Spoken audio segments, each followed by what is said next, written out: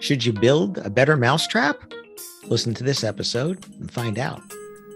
Welcome to another episode of the Wedding Business Solutions Podcast. I'm your host, Alan Berg, speaker, author, sales trainer, website reviewer, here to help you in your wedding and event business sell more, profit more, and have more fun doing it. Enjoy this episode. Very often I have people coming to me with new ideas that they have for their industry, sometimes for a different industry, and they're looking for my advice as a consultant, as a business coach on those ideas. And sometimes they're completely different. There's just nothing out there. And that's why they want to build this thing, this new idea here. And then sometimes it's an incremental difference for something that's out there.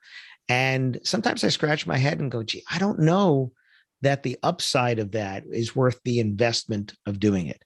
Now, if you're all in on it, I've seen people go all in on an idea and they make it and they run with it, and that's great. But a lot of times I see people that say, you know what, this is good, I can make that better. And then they spend a lot of money, sink a lot of money without seeing if there's a need by other people, if other people perceive it the way that you do. Because if you're building it for yourself, that's one thing. There's a certain expense there. You're building it for yourself. And the return for your investment is you're going to get what you want. If you're building something that you're going to sell to other people, then the question is there enough of a demand out there? The history is littered with failures of great ideas that were either at the wrong time or there just weren't enough customers that were looking for it. I remember trying to build an online learning platform, and maybe it was the wrong timing for me, but I think we got up to 12 members. That was it. It took a lot of time, took a lot of investment, and we got to the point where we had to pull the plug and say, you know what? There just isn't the demand for this particular thing right now. And we moved on to something else. And then there are other times where you say, you know what? I don't need to build this. Maybe I'll partner with somebody that already has this to a certain degree, or maybe, somebody might want these ideas just as suggestions for their platform, and they didn't realize that enough people might want it, and they can just add it on to what they have. I remember in a previous job, we were looking to get a CRM system, a customer relation management software system.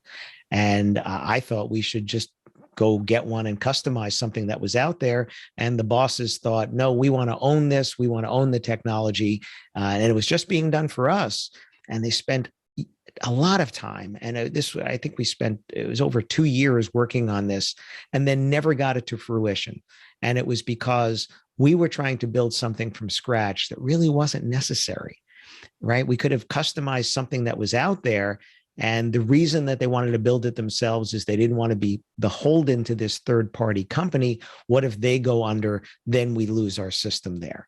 This was in kind of the early days of Salesforce. And had we gone with it, no, they didn't go under. They actually got a whole lot bigger.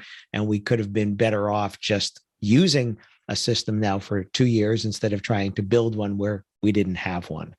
So when is it time to build the better mousetrap? That really depends upon if you're building it just for yourself or if you're building it to sell to others. If you're building it just for yourself, look around. Can you get something customized that's already out there that'll get you all the way or most of the way where you need to be? If you're building it to sell to other people, you have to get outside your bubble because you're going to have people close to you that might be, yeah, that's great. Sounds great. A, will they spend the money? And B, are there enough people like them that you can return your investment? And if you're looking to make money on it, that you can actually make money because enough people see what you see and see the benefits that you see versus what they're doing.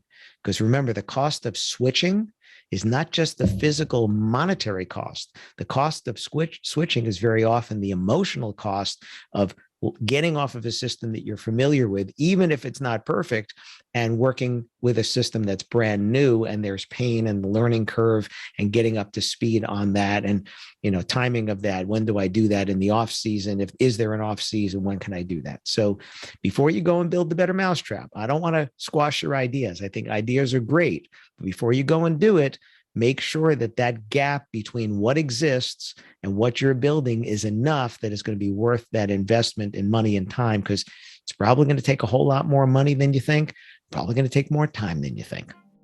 And speaking of thinking, I hope that gave you something to think about.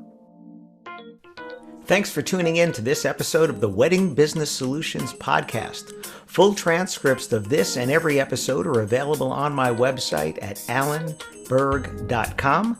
And if you have any questions about anything in this episode or any of the episodes, or you'd like to make a suggestion for a future topic or a guest for one of my dialogue episodes, you can email me directly at alan@weddingbusinesssolutions.com.